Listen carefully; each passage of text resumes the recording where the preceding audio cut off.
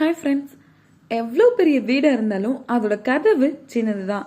எவ்வளோ பெரிய கதவாக இருந்தாலும் அதோட பூட்டு சின்னது தான். எவ்வளோ பெரிய பூட்டாக இருந்தாலும் அதோட சாவி சின்னது தான்.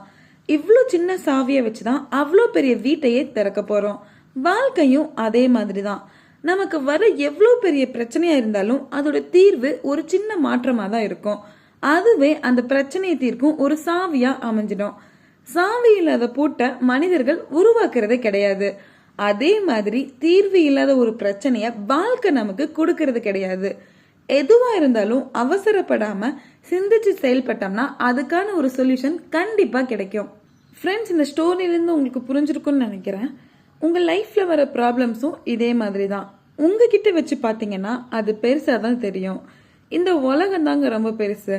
அதில் நீங்கள் எங்கே இருக்கீங்க, நான் எங்கே இருக்கேன்னே தெரியாது. அப்போ நமக்கு வர ப்ராப்ளம்ஸ்லாம் ஒரு மேட்ரே இல்லை. யோசிச்சு பாருங்க, உங்களுக்கே புரியும்.